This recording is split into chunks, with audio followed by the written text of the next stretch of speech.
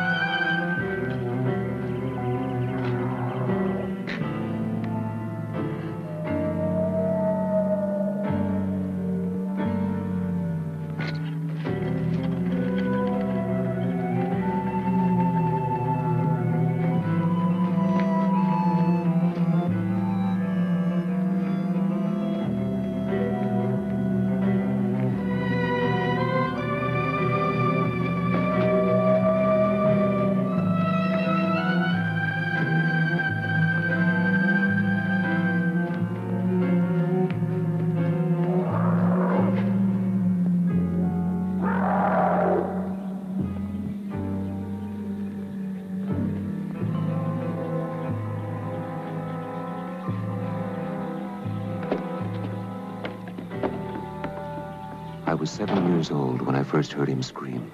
It scared me then, and it scares me now.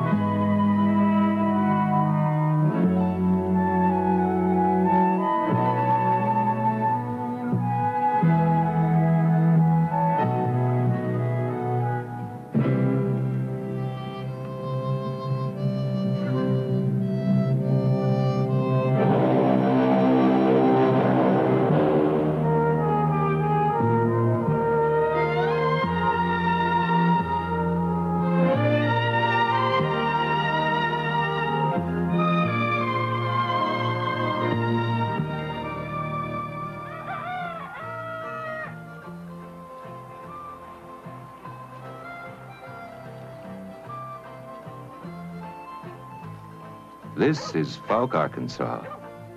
I grew up here. The population was about 350 when I was a boy. It still is. Fouke is way down in the southwest corner, where Arkansas joins Texas and Louisiana. If you've ever driven from Shreveport to Texarkana, you passed right through Fouke, even if you don't remember seeing it.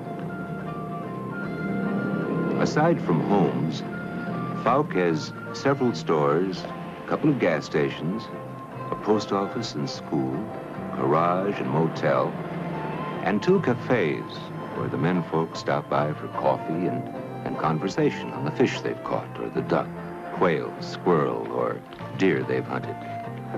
Fishing and hunting take up a lot of almost everybody's time. Maybe Smoky Crabtree, who lives way back down on the edge of the bottoms, will tell about a mink or beaver he or his son Travis caught.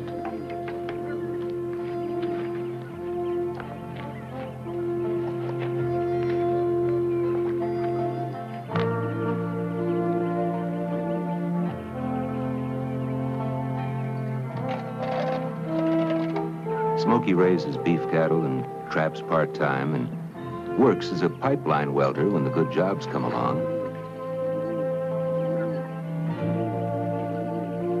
Travis walks and paddles for miles every morning, running his trap lines before school starts.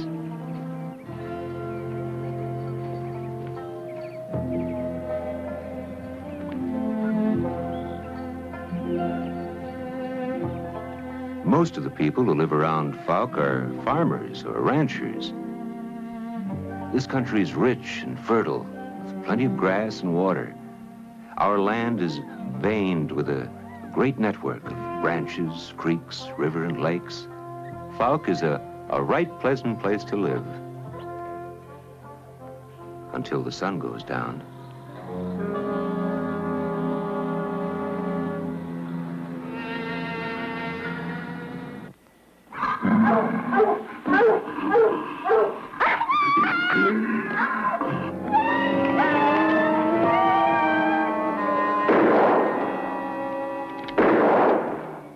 That day in the store, Willie Smith didn't believe me when I told him about a wild, hairy creature in the woods.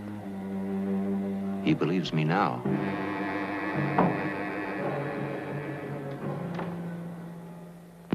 On east, jumped over the fence, just seemed like he just sort of pushed it down with his left hand, just stepped over.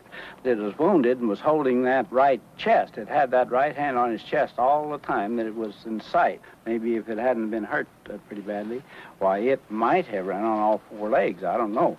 But it wasn't. It was running on two legs at all times. That was about all I saw of the thing. Something came through here last night and killed my two prize shoats. Found one of them lying right here with deep gashes and cuts in him, and his tongue was hanging out. Looked like something had strangled him. I keep them down here by the creek in this pen, and whatever it was, got in the pen, lifted both them 200-pound hogs over the fence. I couldn't find no place where they'd been dragged under it. I couldn't find no tracks, so I figured whatever it was came and left traveling up and down that creek. Not knowing what had killed them hogs, I just threw them away. I carried them way off out there in the bushes so the smell wouldn't get back up the house there. Next day, got up and looked out there and thought it kind of funny, not seeing any buzzards circling or anything. So came down here and both hogs were gone. That thing, whatever it was, must have come back, and the grass wasn't even disturbed where the hogs was. What kind of thing can pick up 200-pound hogs and walk off with them?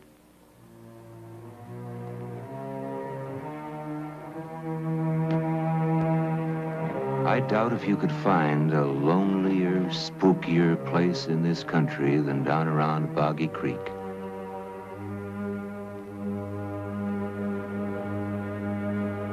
It twists and winds its way across the Fouke countryside, widening and narrowing, sheltering within its thickly wooded banks a multitude of creatures that run, fly, swim, creep, and crawl. Eventually, Boggy empties into Days Creek and flows onward into the Sulphur River. Heavy rainfall half the year causes our creeks and rivers to flood and spread over wide sections of densely thicketed and forested bottomland. In the Sulphur River bottoms, the water spreads out for miles across the bottomland, a lot of which is so densely thicketed that only a few hunters and trappers have the skill to make their way deep into this wild, swampy country. A lot of people believe the creature prowls back in here most of the time, but every now and then, drawn to civilization like a moth to flame, he creeps out about dusk.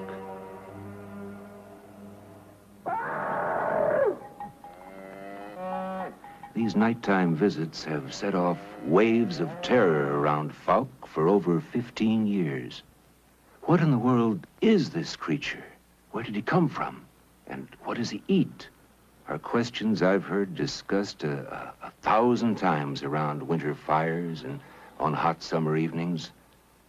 When the creature, whom the newspapers quickly named the Fouke Monster, was first seen, he didn't seem to make any special effort to hide from people.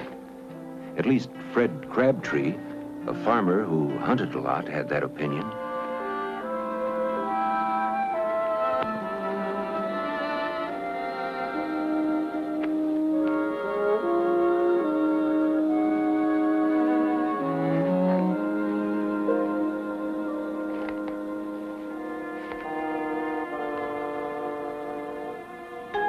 Just didn't look like anything I'd ever seen. I thought at first it might be some kind of a wild man. I couldn't tell with all that hair just what it was. I changed my shells and my shotgun from squirrel shot to my buckshot. More for my protection than anything else. If I'd have had my rifle, I believe I could have knocked him down easy. But I doubt if I would have. But I kept thinking, it's just a chance. Might be a man. And if I'd have shot that thing, it turned out to be a man, I'd have had to live with that the rest of my life. Although he was never sure, Fred got the impression the creature had been washing his feet in the icy water. A few months later, James Crabtree was squirrel hunting, only a short distance from the spot where Fred Crabtree had seen him. I've spent a lot of my life in these woods, and there was something strange about that evening that I couldn't put my finger on it.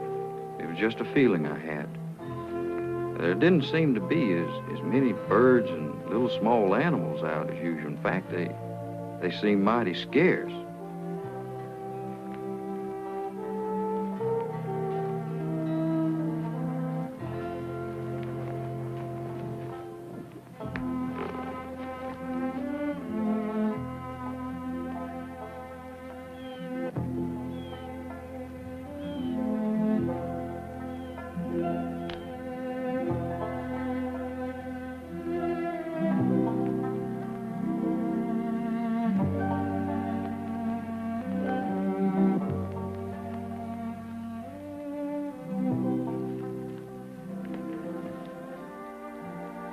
Stepped right out in plain sight, right out there in front of me.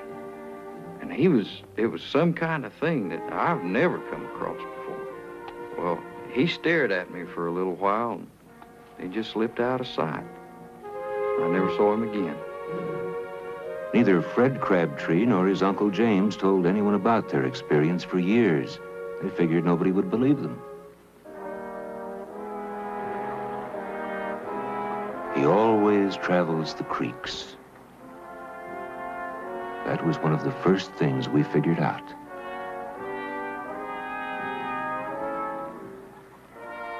This little branch feeds into Boggy Creek. The Searcy family lives here. Mary Beth Searcy is a teenage student. Right now, her older married sister and her baby are visiting. Her father's working in another town, and her younger brother is spending the night with a friend. So this evening, just the two girls, their mother, and the baby will be alone in this house. They have no phone, and the nearest neighbor is a mile or so across the woods.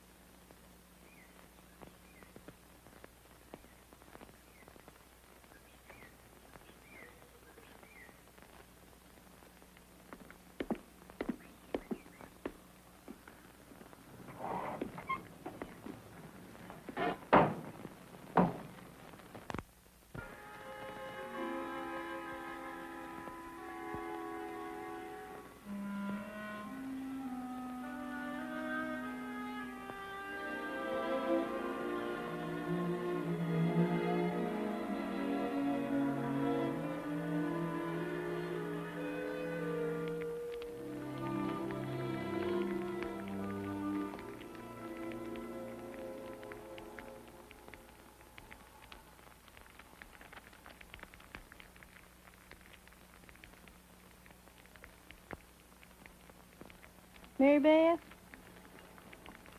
Mary Beth, would you please hang something over the window? There's a draft on the baby. Yeah, okay. Just a minute.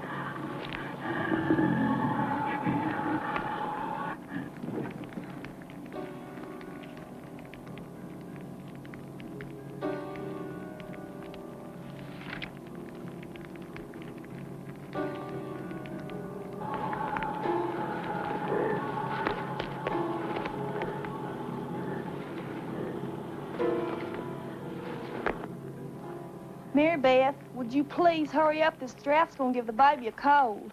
Okay, okay.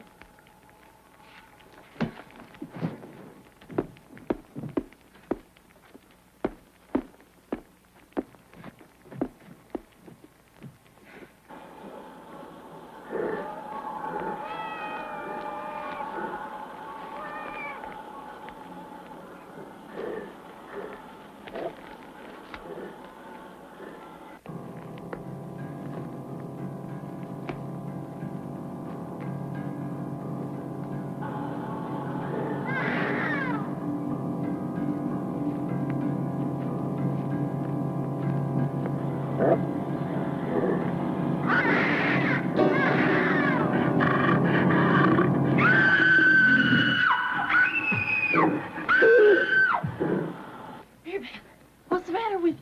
What happened? Tell me. Answer me. It was a long night of terror. In a few minutes, Mary Beth was revived, and the three women, shaking in fear, freezing at every sound in the darkness, waited out the long hours of blackness. The baby slept peacefully through it all. Next morning, they would discover their dead kitten, completely unmarked.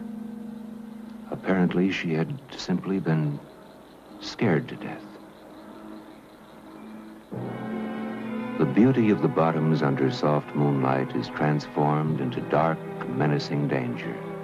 And the shadows of the night trigger your imagination into being places where possibly the creature is lurking, because you know he's out there somewhere.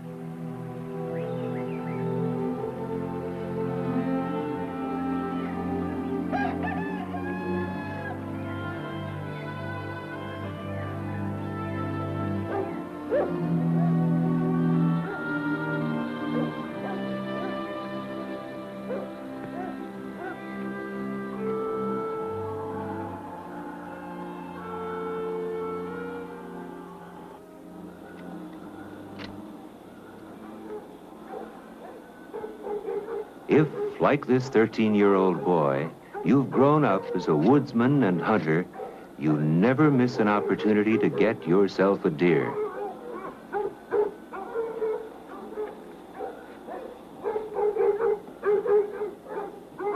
Yes, there's no doubt about it. The dogs are hot on the trail, chasing the deer in this direction.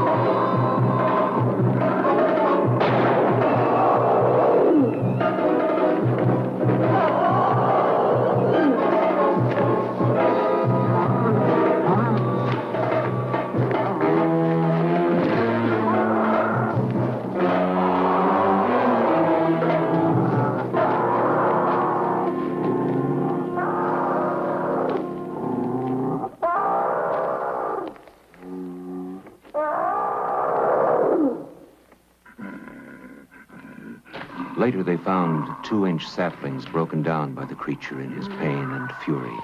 They saw crushed underbrush and bloodstains, which, in the excitement, no one thought to gather a sample of. But they did not find the creature. The terrifying stories of face-to-face encounters with the creature triggered the Fouke community into action. A big hunt was organized, with some of the best hunting dogs in Arkansas and Texas involved. They even brought in some famous dogs from Tennessee. I got to go along, and I still vividly recall how I was trembling with excitement. We had heard that earlier some other dogs had refused to trail the creature, cowing in fear and running back at the first whiff of his sour pig pen smell. But we were confident our dogs would get the job done.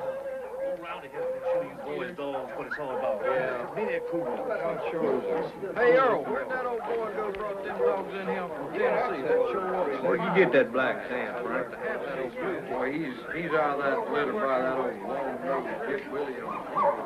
Pretty good dog, too. Wish we had said something that much to touch so we get them started. This, when old Henry Red Dog's crossed the trail, there won't be no doubt it's him. How long you reckon it's going to take? Might not be too long, something that runs on 2 legs. Oh, I can't wait to get a shot. Hey, what about that other group? Y'all hear any dogs trailing over there? While several groups hunted on foot, others scouted designated areas on horseback.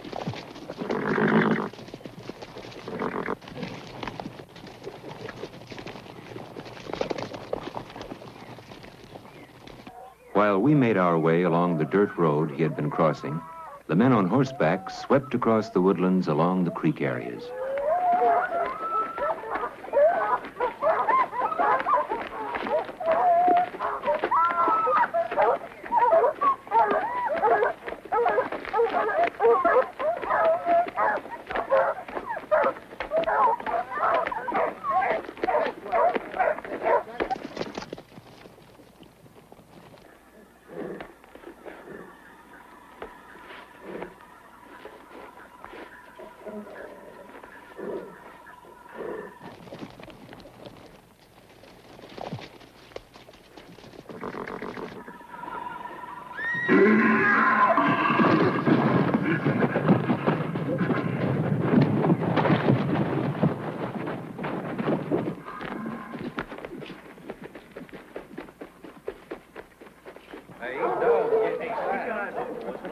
About this time, our dog struck his trail, where he'd crossed the road. Go get him.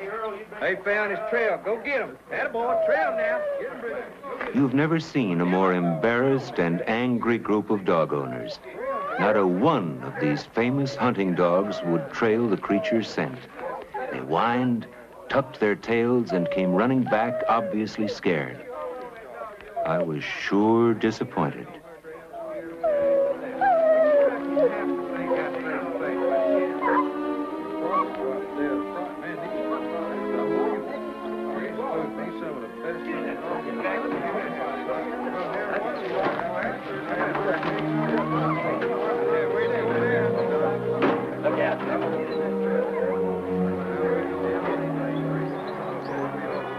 Despite the failure of the dogs to trail the creature, several groups of hunters kept going far into the night. Later, we got word that one hunting party had got the creature to scream angrily back at a wounded rabbit call, but moved deeper into the forest when they tried to get closer.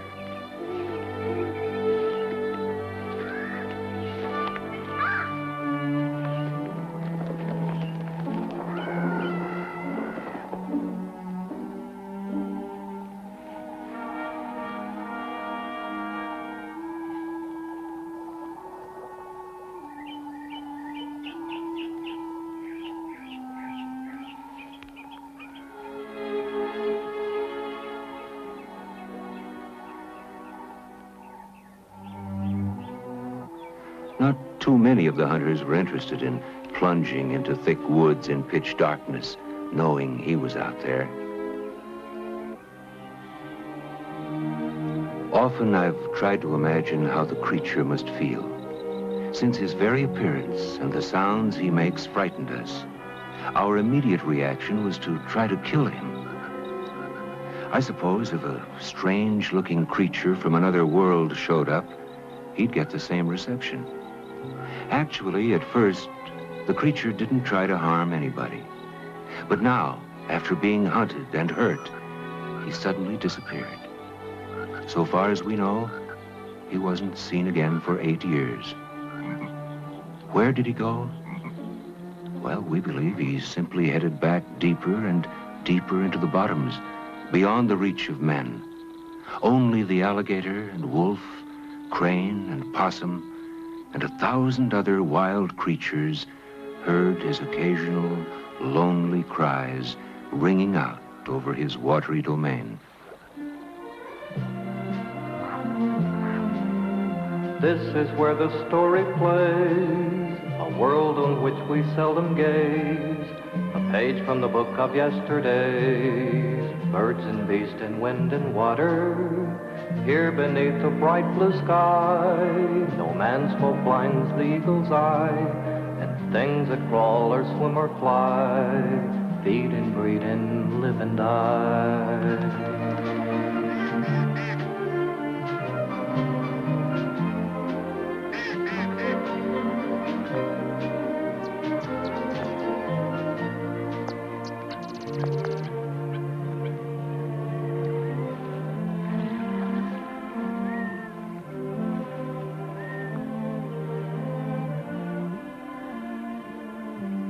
The seasons passed. Summers into falls, winters into springs, and somewhere in the remote wilderness of the bottoms, the creature spent his days.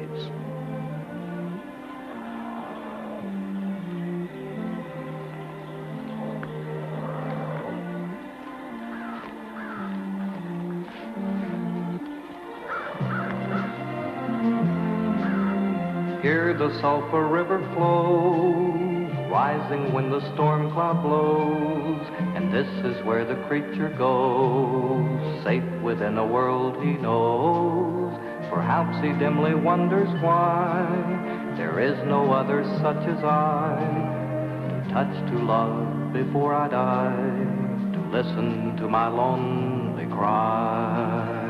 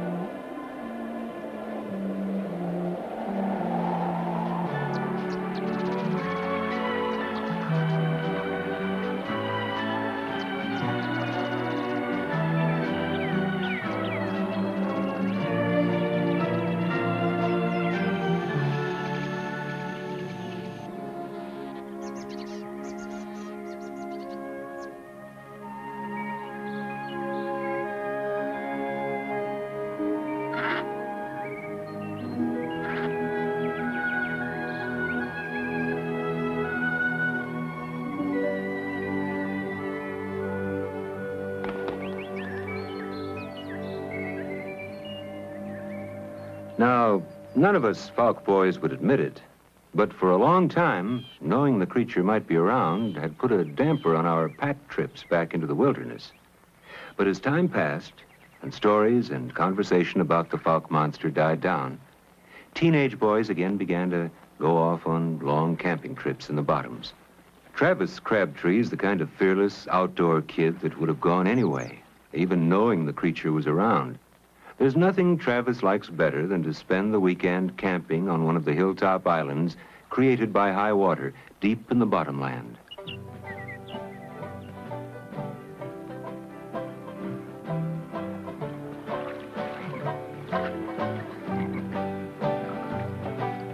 Hey, Travis Crabtree, wait a minute for me. Let's go back in the bottom, back where the fish are biting, where all the world's inviting, and nobody sees the flowers bloom but me.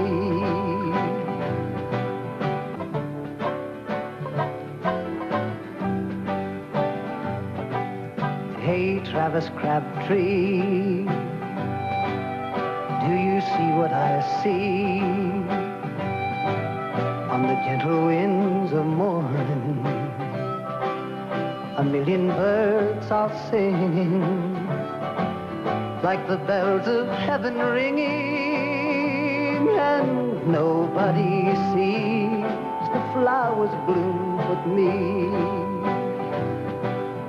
Drop me on a patch of land, never stepped upon by man, where the crystal water flows deep, while the falcon flies high across the yellow-eyed sky. Lord, ain't it great to be free?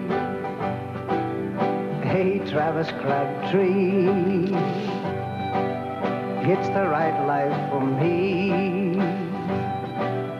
Roaming alone in the bottoms, while the birds and beasts are crying, because the sun is dying, and nobody sees the flowers bloom but me. And nobody sees the flowers bloom but me. And nobody sees the flowers bloom but me.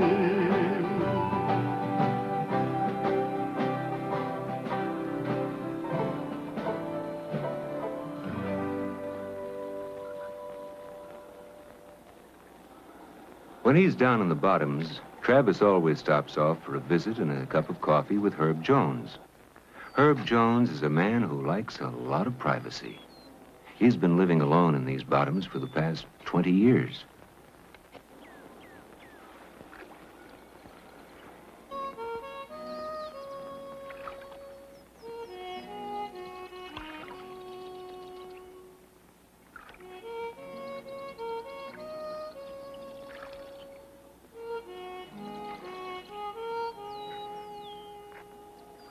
Hey, Herb!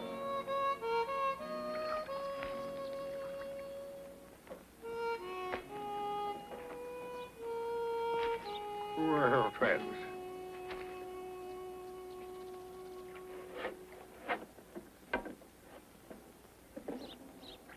Travis always enjoys these visits with Herb, Herb, how you been and doing? never fails to bring him tobacco and other supplies.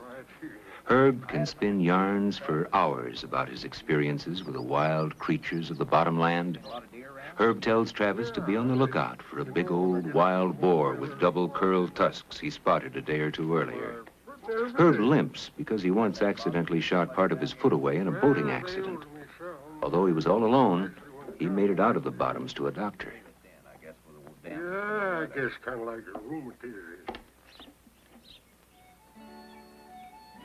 I've been living down here by myself for a long time.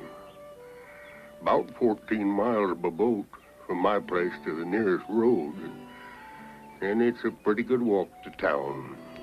Them Crabtree boys, especially that Travis, always drop by to see me when they come hunting or fishing. They always brung me tobacco and sugar and stuff like that. Even a bottle of wine every once in a while.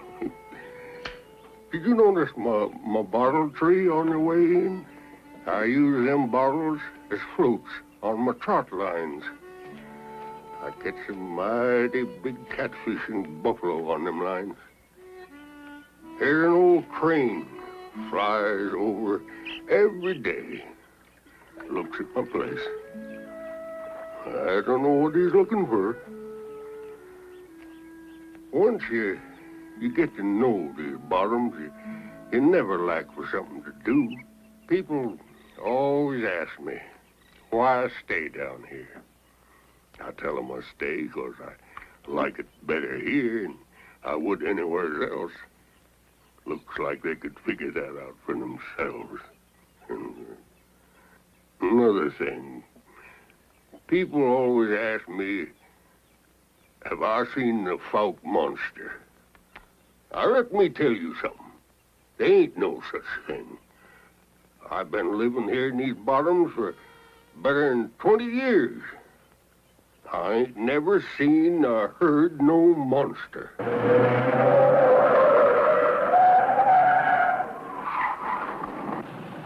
What was that?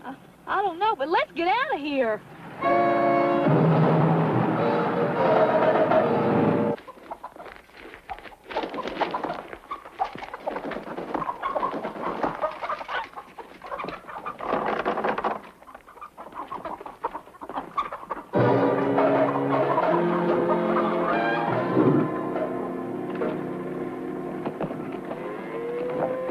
The creature was back. Once again, the lure of civilization had brought him out of the wilderness.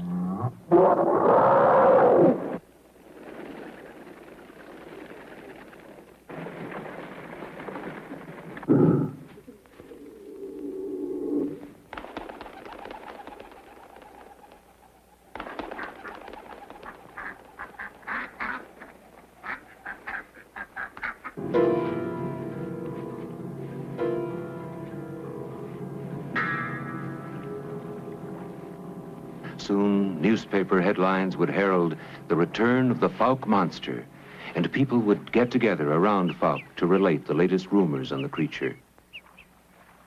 Every dead animal found in the forest was blamed upon him. This dog and others found dead might well be his victims.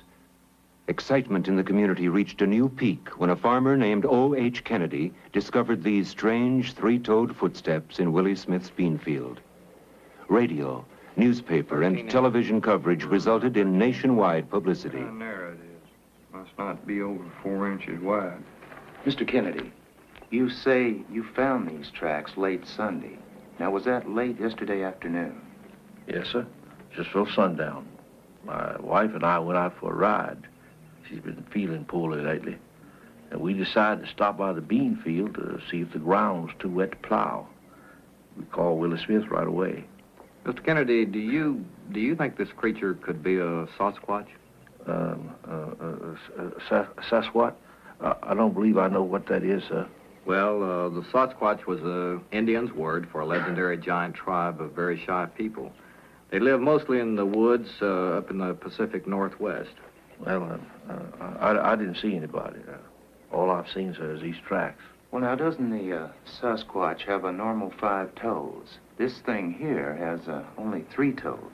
Yes, and the adult Sasquatch footprint is bigger, too. It's 18 inches long on the average. Could these be gorilla tracks? No, I don't think it's a gorilla. A gorilla has 5 toes and very seldom moves upright on 2 legs for very long. This thing had had to drop down on all 4s to travel this far. What about a orangutan? This is the same thing people around here have reported seeing over the past few years. He's reddish-brown, and that's the same color as orangutan. Well, I don't think this could be orangutan. The number of the toes are wrong. Excuse me, Mr. Kennedy, you spent a lot of time working in this field, right? Did you ever see tracks like this any here before? No, sir. I can't say as I have. There's a lot of fresh animal tracks around this field all the time, of deer and wolf and bobcat and all kinds of other tracks, but I've never seen anything like these before. Well, Mr. Kennedy, did you ever hear anything out of the ordinary down here? Well, I've heard some pretty peculiar things out here, but I've never seen nothing unusual out of this before. I wonder what moves the creature to pick a particular patch of woods and return to it again and again. These woods, next to the bean field, must be one of his favorite haunts. More than what I heard, I guess it was what I didn't hear that made it kind of spooky.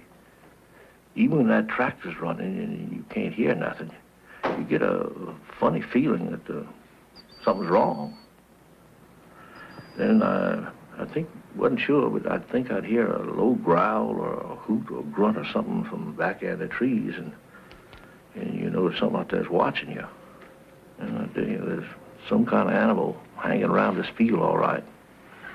And he ain't no animal that from this part of the country. He always travels the Boggy Creek.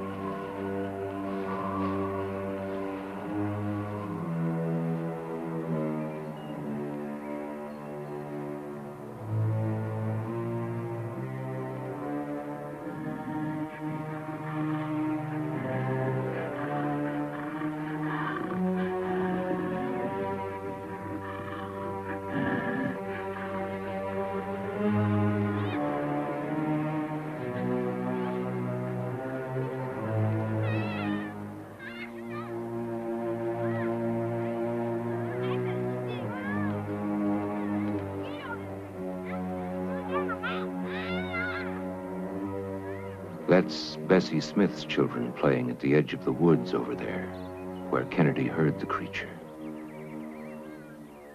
Grandpa! Grandpa! Grandpa! Grandpa! You'll be Grandpa. Wake up your grandpa. We saw it. We saw that monster. We saw it. You're getting filthy down there by that bean field.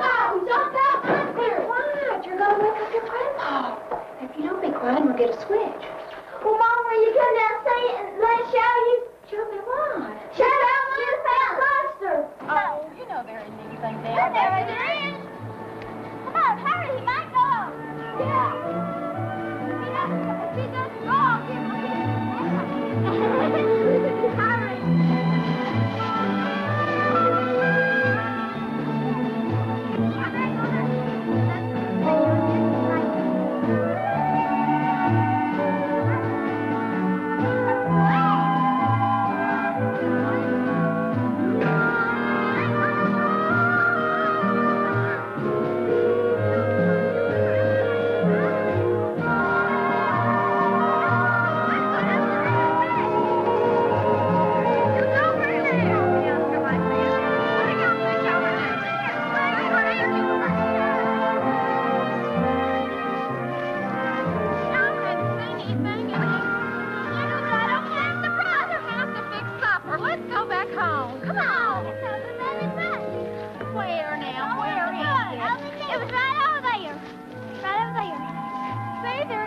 Over Well, there. He was. That's what we saw him last.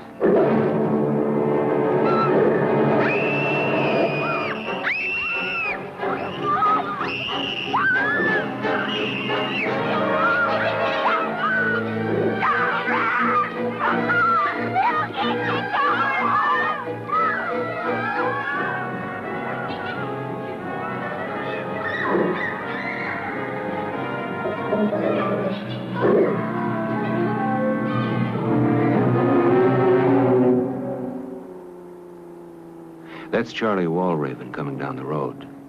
This road runs along the north side of the woods.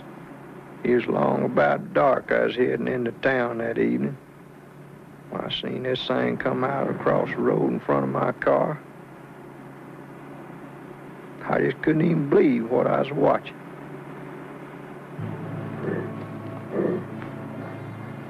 You know, I reckon there's a lot of folks that don't believe anything till they see it for themselves. Of course, if they like me, maybe they'd be wishing they hadn't seen what they did. You know, that thing gonna up and kill somebody one of these days sure as the world.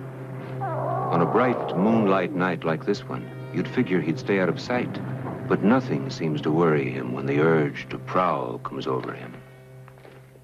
It could have been a fatal mistake if the man who lives here had been home tonight. He has a high-powered rifle handy and knows how to use it. His daughter, Nancy, has invited 2 girlfriends over for a bunking party. No, our team's much better in Arkansas High. You know that. Arkansas High, well. I know, but they're defensive. Yeah, but look at their offensive. Nancy, I like the way they cut your hair. I think it's cute. Well, Frank liked it long. He's been sulking all week.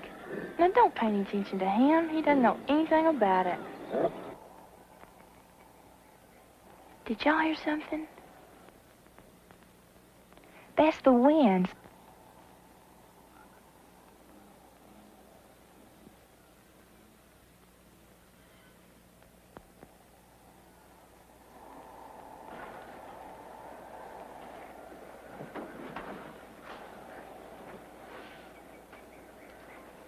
I can't see anything. Do you?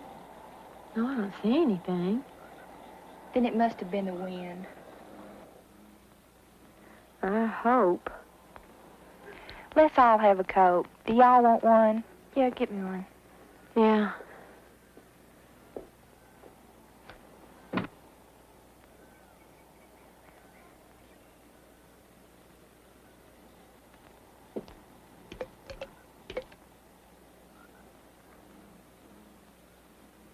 Nancy, there's somebody moving around outside this trailer. Do you think it could be some of the guys? If it is, I'll kill them. I can't believe it's them. They went to that game in Texarkana.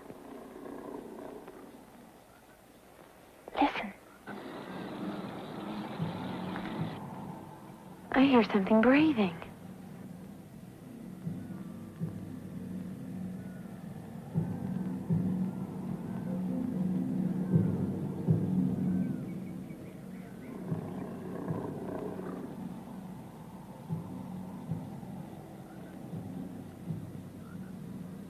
I can hear it too.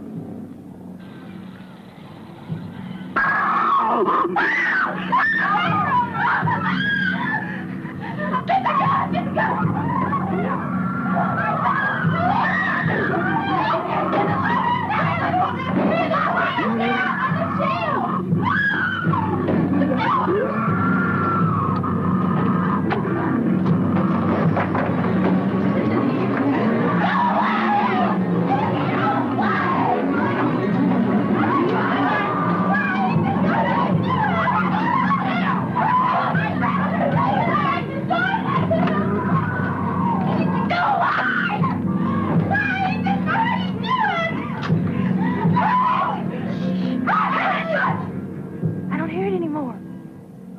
I don't either. Be still. I'm gonna look out. No.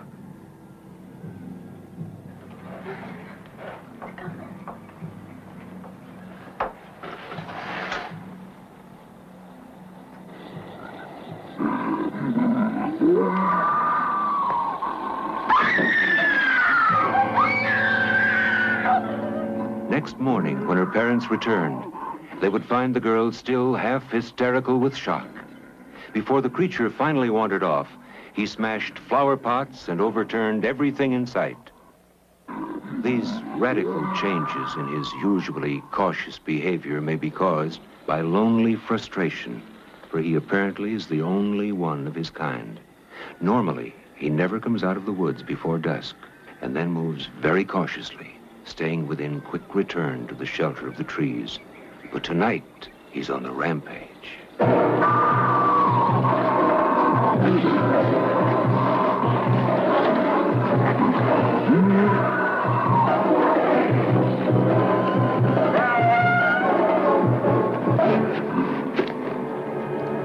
It wasn't the first time the creature had prowled in the vicinity of Howard Walraven's mobile home, which is located only a couple of 100 yards from where Boggy Creek flows across Highway 71. We heard him lots of nights. Sometimes it sounded like he was right outside the window. It was so loud. And I had my two good dogs tied up right there behind the house, and they'd always get excited and scared, you know, whenever he'd come around. We heard him, but I never figured he'd attack them. It just looked to me like he grabbed my dog and ripped the hide right off his back.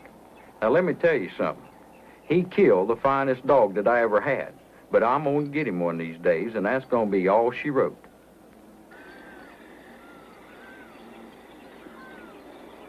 Sometimes the creature sticks to one patch of woods for a long time, then impulsively works his way far up the creeks before being heard from again.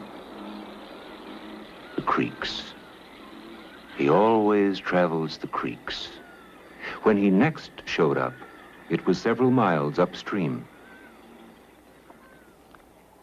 In the spring, this house was rented to two young couples who moved in together to save money.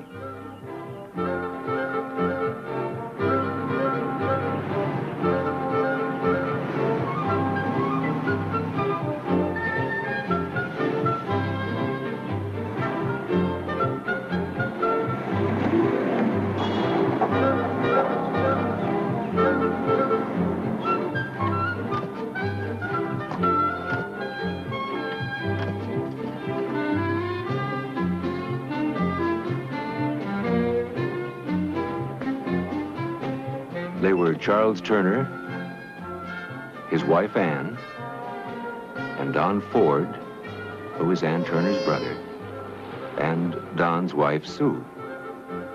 Each couple had a small child. Don and Charles had just been hired by a big cattle ranch in the Fouke area. Since both men would be required to work late at night, the girls would be company to each other.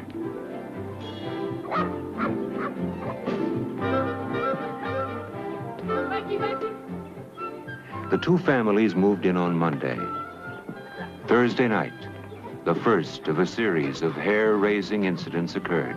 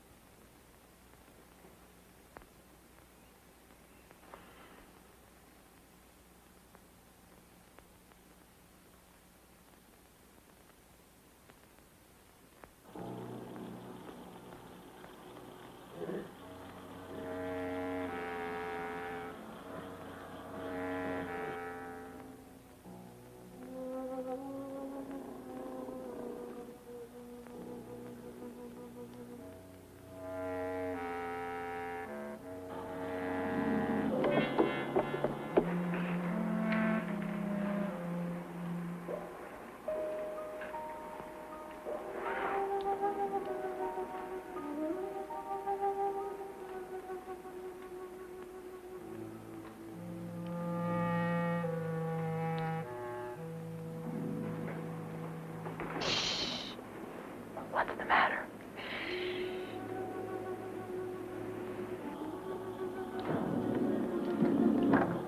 Did you hear that? Yeah.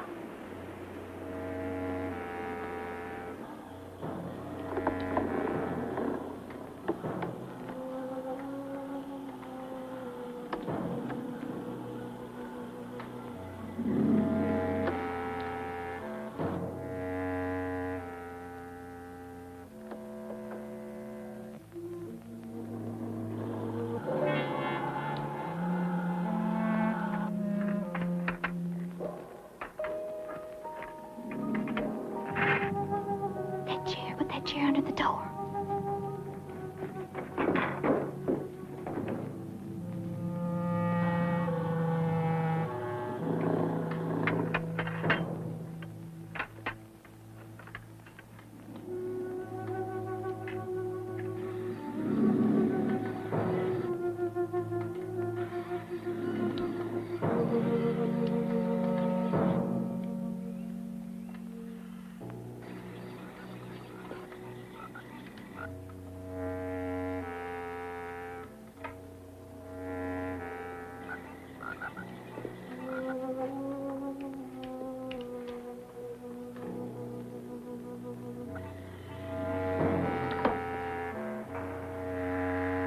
Who do you suppose that was?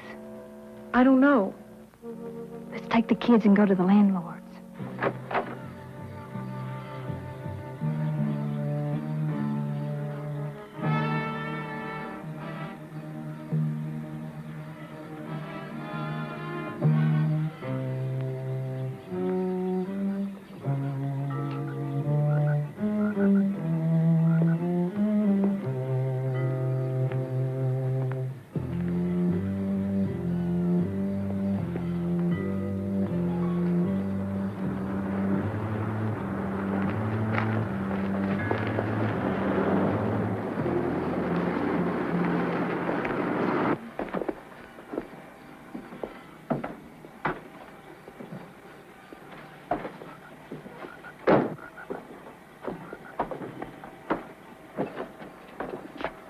I had a pretty good look around, and I couldn't find the thing.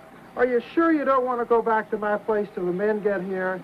No, that's okay. If you checked and you're sure there's nothing here, then we'll be okay, I think. I couldn't find a thing, but I'll come back in a little while and check on you.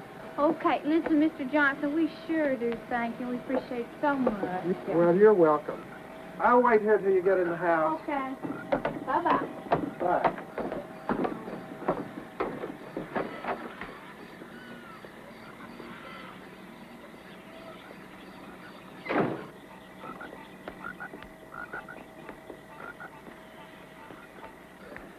The next day, Friday, the Fords and Turners had visitors. Don Ford's younger brother, Bobby Ford, and a cousin, 12-year-old Corky Hill, arrived for the weekend. They'd heard about the great fishing around Fouke and were anxious to wet a hook. Y'all be back before dark. Yeah, we're gonna bring back the supper.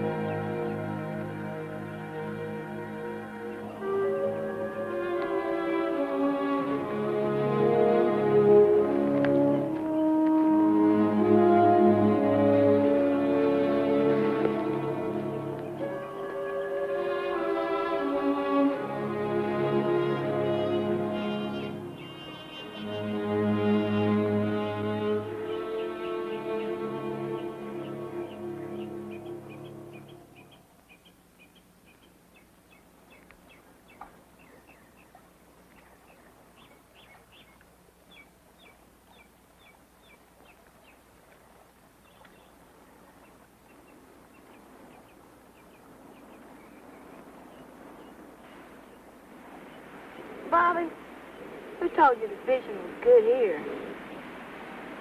They're here. Just have patience.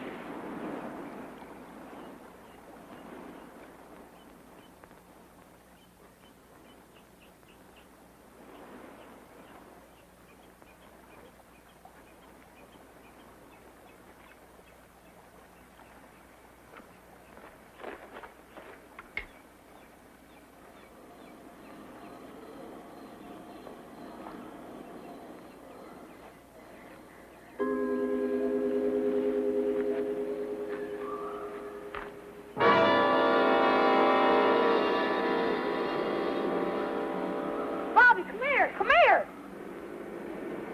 What do you want? Just come here, come here!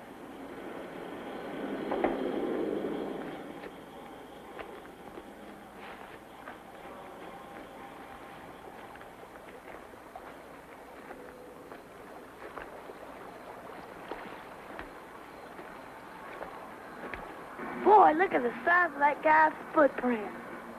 That ain't no footprint. That's funny. Well, what's so funny about that? He's only got 3 toes.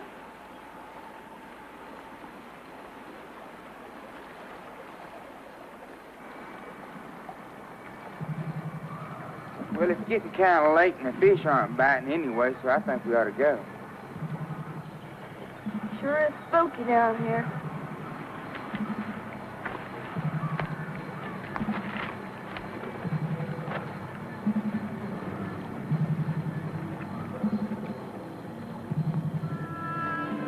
I still say that's the biggest footprint I ever seen. No. You don't even know what you're talking about. Have you ever seen one of that? That ain't no footprint.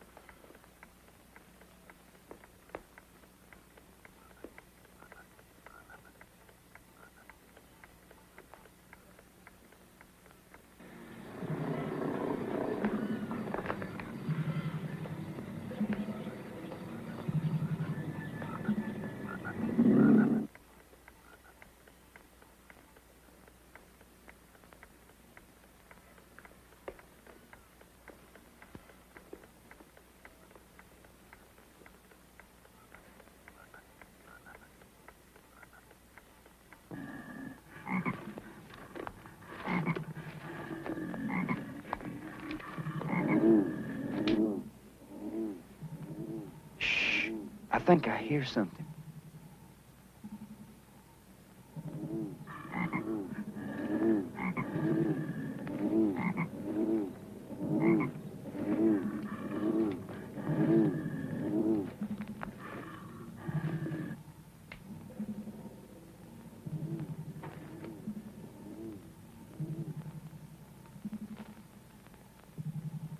Go get Annie and Sue.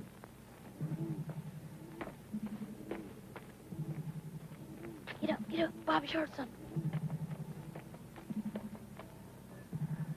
Oh, my gosh, it's back. Shh. I heard something. Shh. Is that him back? It's gotta be.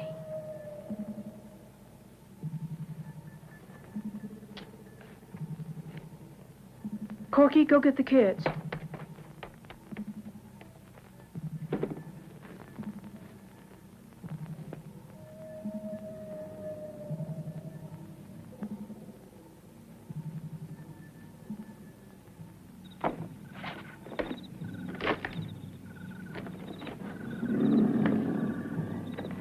I seen him. He's coming around the porch. Bobby, put that chair under the door.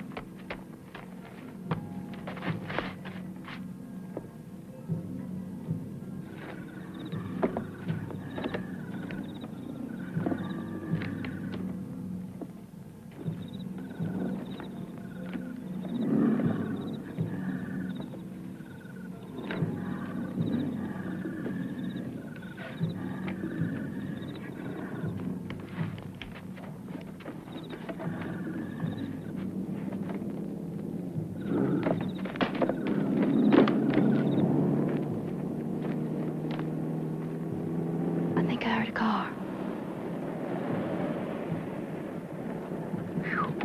It's Don and Charles. Hey, John, listen. I swear to you, man. You wouldn't believe what happened. You wouldn't believe what happened. I've never seen nothing. I saw it, man. Man, you wouldn't believe it. I saw it right around the corner.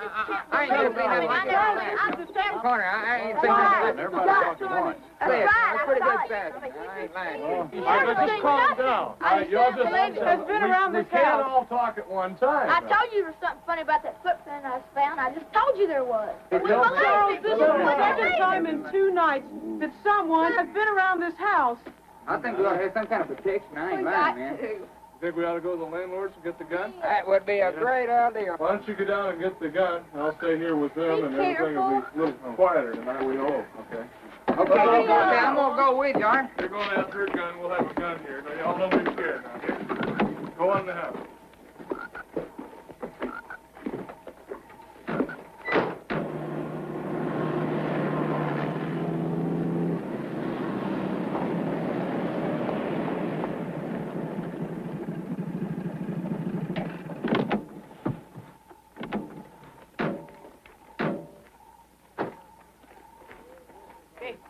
Feel a lot better now. Well, I see what I don't want that thing.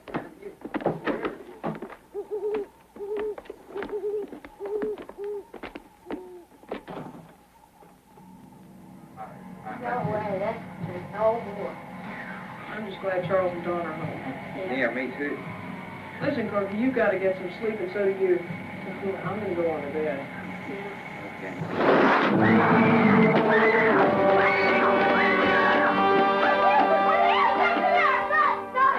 I swear, I ain't never seen nothing like it in my life. I mean, he stepped through there. He just came through there, I saw it.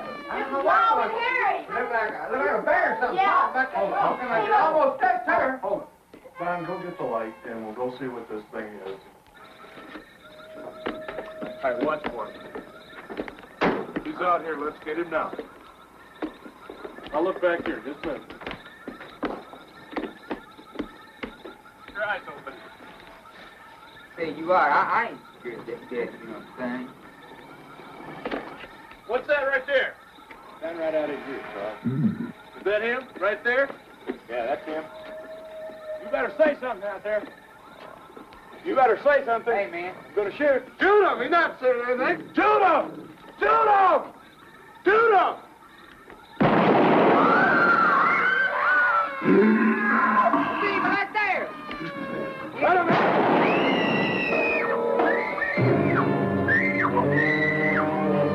You get it? I don't know. Hey, I think you got it. I don't see a thing. Shine your light over in here. I don't see anything. Nothing out there either. I still think you got it. Tell you what, let's do. Let's go get the sheriff. Hey, bring us the boots, will you? All right, leave the gun here with me. What did you shoot? We don't know. We don't even know if we hit it yet. He's going after the sheriff. Listen, I'll stay here with you. I'm gonna go with him, all right? Okay, come on. Jump inside. Hurry back.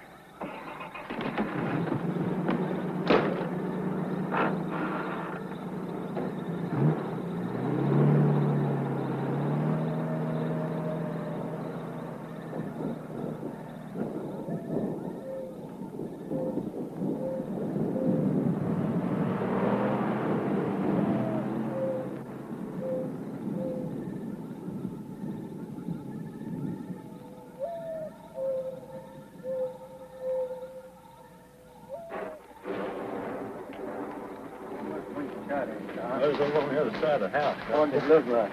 Well, best I could tell, the thing was real tall, and hair all over it, red eyes. Find anything, Constable? Not yet. This piece of tin been off all the time? No, sir, it hasn't. Have you looked in under there? No, sir, we haven't looked down there.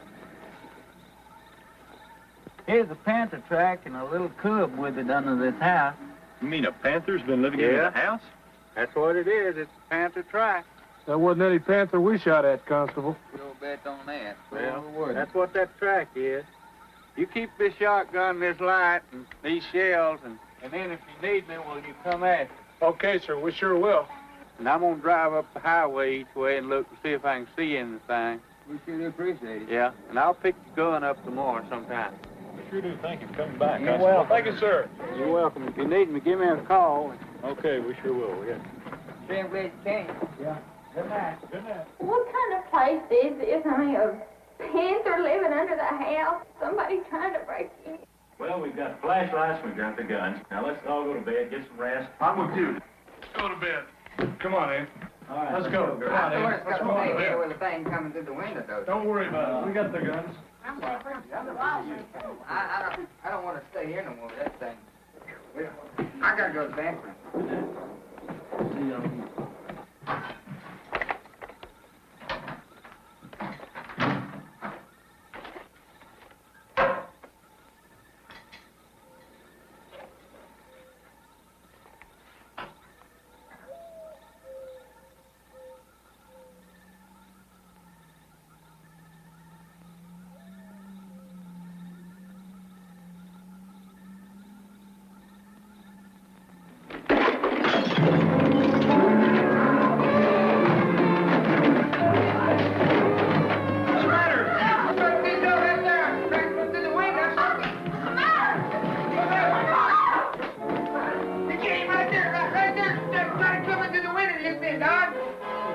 Get your gun, Charles. Let's go.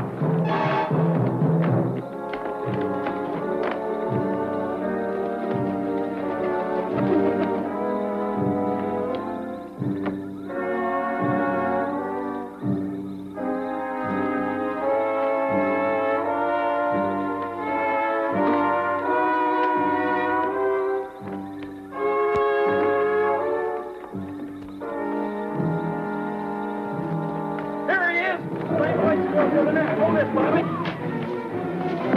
Bobby, take a light.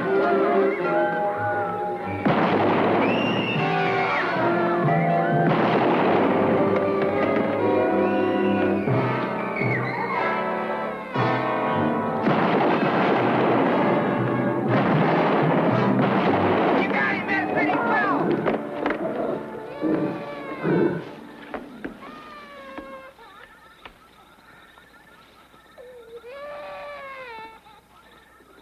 I think you got him, man. I think I saw him fall over there. Let's go see. Be careful.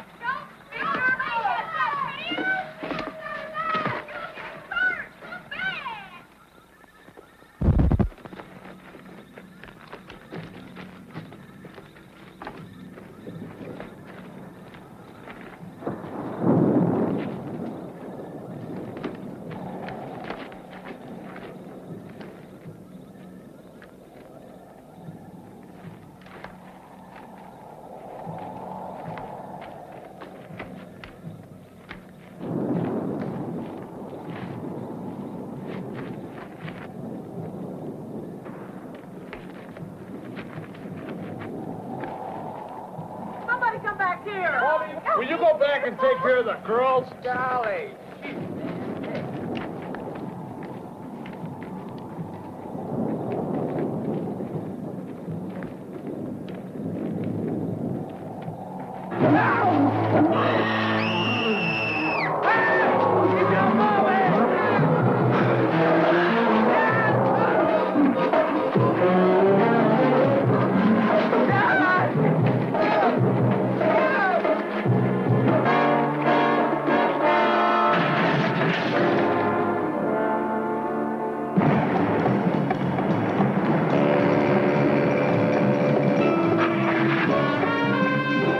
When Bobby could not be aroused from the state of shock he was in, everyone piled into the car and raced to Constable Walraven's house for help.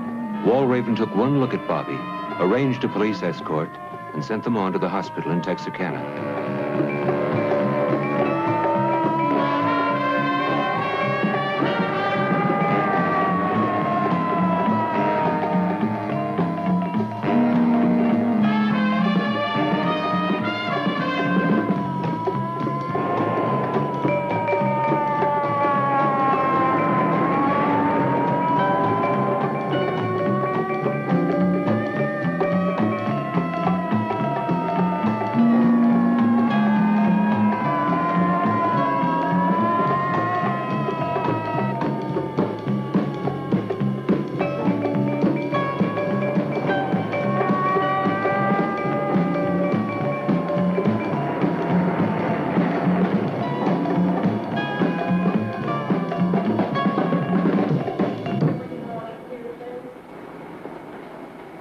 What do you think's wrong with him? He hasn't said a thing on the car all the way in here.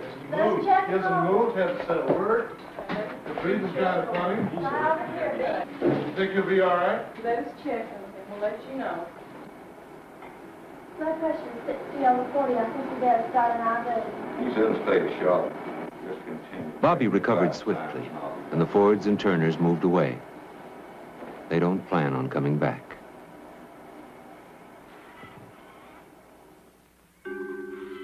What the creature was after inside the Ford house is perhaps the biggest mystery of all.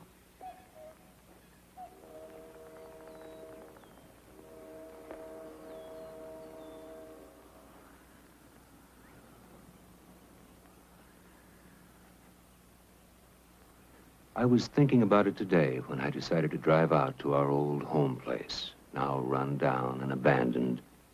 Standing out in this field, it all comes rushing back. And an icy tingle starts down my spine when I recall that terrible, lonesome cry.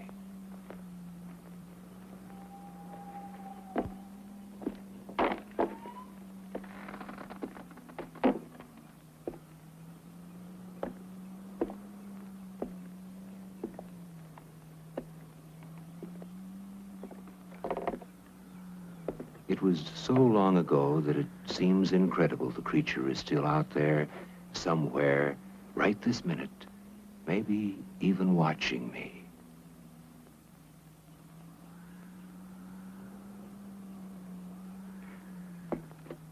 Of course, you may not believe that or any of this story.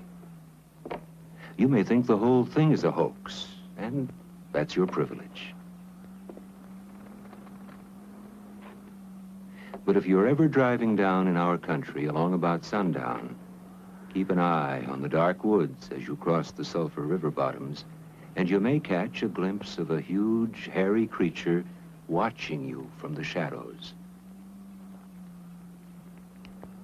Yes, he's still here.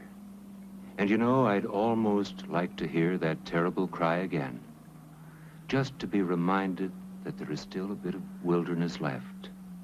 And there are still mysteries that remain unsolved, and strange, unexplained noises in the night.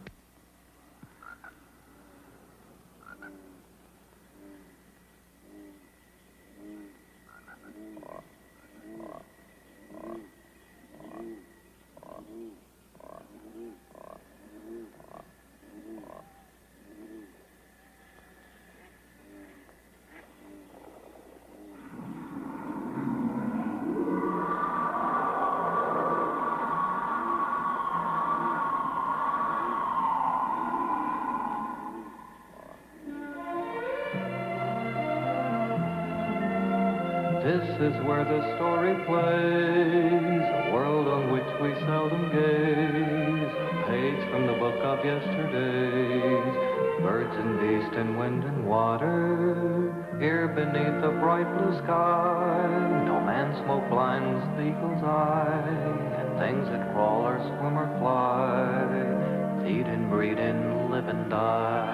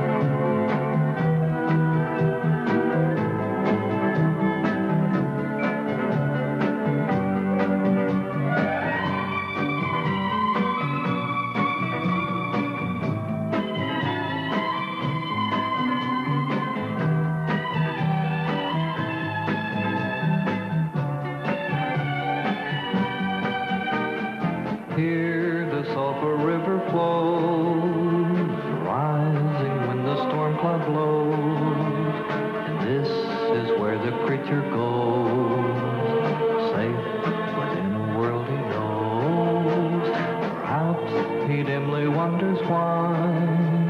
Is there no other such as I? To touch, to love before I die, to listen to my lonely cry. Where he searches, where he goes. This, of course, nobody knows. But once you've heard his lonely cry, you can guess the reason why. For whether he's a beast or man, what drives him wandering across the land, his love for others of his clan, a loneliness he cannot stand. Perhaps he dimly wonders why. Is there no other such as I? To touch, to love before